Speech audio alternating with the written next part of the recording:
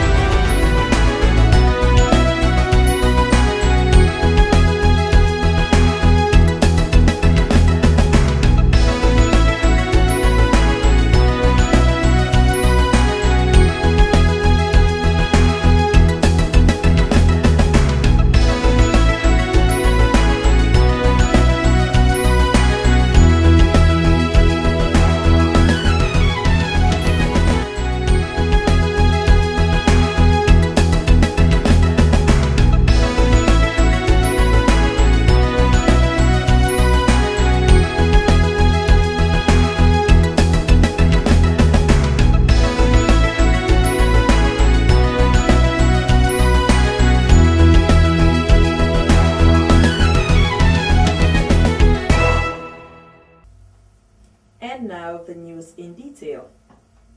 A newly built Ebola treatment center and a laboratory will be opened today, Thursday, January 8th, to handle upsurge cases in Conteh District. According to the district medical officer, Dr. Mansour Doumbouya, the government and its donor partners have now provided 14 ambulances, 3 local doctors, over 5 international doctors, as well as other experts to go on the ground in Conteh to fight the Ebola. He informed that Sokodu in Camara Chiefdom, Conteh, and Dogbo in the Nimikara Chiefdom are the hot Ebola spots, but said that the community people are now familiar with precautions not to touch the sick, accommodate a stranger, or wash corpses because of the intense sanitization and awareness. Meanwhile, Chairman Parliamentary Caucus for Conteh, Honorable Augustine Toto, said that the Conteh Member of Parliament are not happy with the upsurge and increase of Ebola cases in Conteh. He went on to say that President Ernest Koroma gave every possible support for us to appeal to our people to take necessary precautions, and also expressed in a sad mood that no matter how hard Sierra Leoneans may pray and fast, if they don't take precautionary advice, Ebola will never end in Sierra Leone. A press release by the Sierra Leone Maritime Administration reporting on the media of a sea vessel, Ezadine, that was flying the flag of Sierra Leone and transporting illegal immigrants to Europe. Reports said that the vessel crew members abandoned the vessel, leaving around 400 passengers, all of them Syrians, stranded on board. The vessel was intercepted by the Italian Coast Guard, rescuing all those on board, including women and children fleeing crisis in Middle East. The vessel was towed to a port in Italy.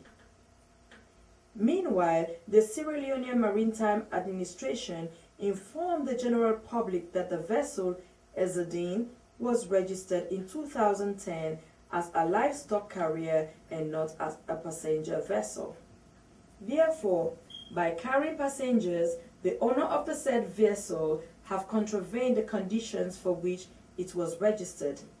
Sierra Leone Maritime Administration is working with the Italian Coast Guard and the International Shipping Registry to address the issue by taking punitive measures against the owner of the vessel. As a first step, the registration of the vessel has been withdrawn and the vessel has now been arrested by the Italian Coast Guard. We'll be right back after the short commercial break.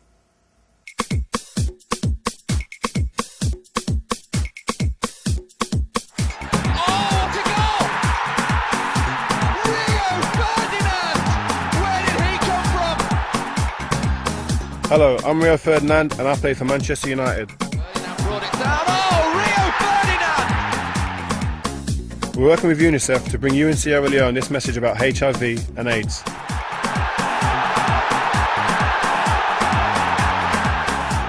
AIDS destroys your health and kills, but knowing your HIV status will help you protect your health and that of your loved ones.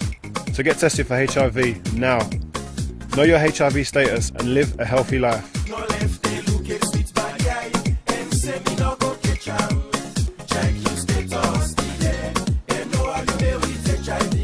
Test for HIV today and know how you dey, so that you will do the thing that will make you live well body life. Sierra Leone is a beautiful, verdant country. The only blot in its landscape is its abject poverty. A poverty that specifically affects its children.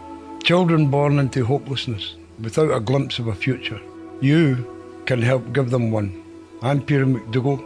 I represent Scotia Aid Sierra Leone.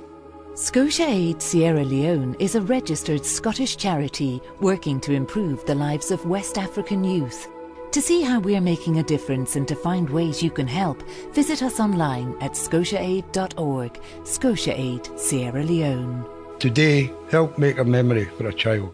Thank you. The Ministry of Health and Sanitation has held its first meeting for this year with its partners to strengthen the health sector. Chief Medical Officer Brahma Kabo said it is time for the ministry and partners to face the challenges of a post-Ebola era.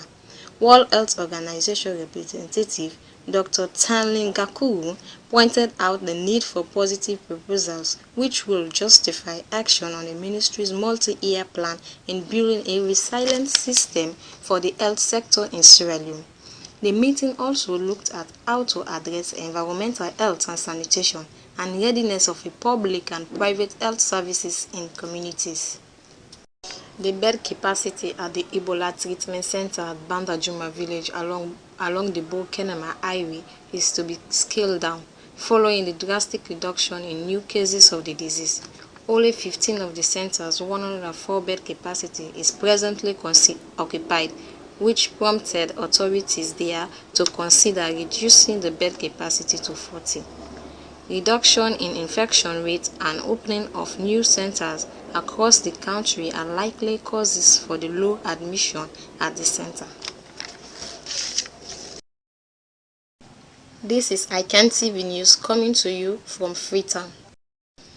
The president of the Kono-based Octia Diamond Mining Company has refuted claims by the Kwedu News Sembe mayor Emerson Saffa that the company has failed to pay property tax.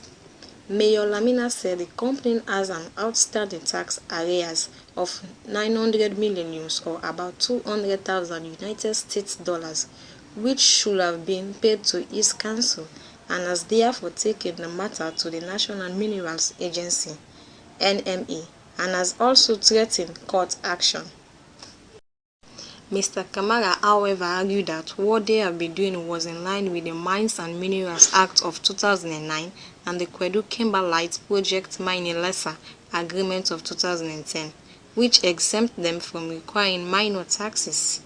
Mr. Kamara regretted that the council wanted to pursue court action as they would prefer the National Minerals Agency to intervene instead. Mr. Kamara, however, argued that what they have been doing was in line with the Mines and Minerals Act of 2009 and the Kwedu Kimberlite Project Mining Lesser Agreement of 2010, which exempt them from requiring minor taxes. Mr. Kamara regretted that the council wanted to pursue court action as they would prefer the National Minerals Agency to intervene instead.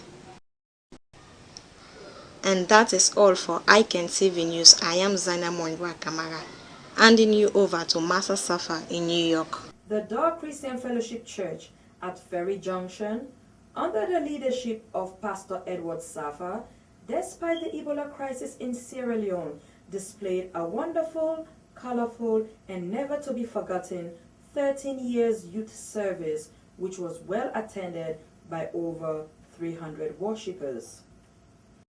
According to one of the youths, Jasper, who spoke to our reporter Alpha Abu, that the theme of the event was business partnership and was preached by the minister Saidu Kamara, who urged the youth to foster partnership with God, as God is always ready to respond to youth stars.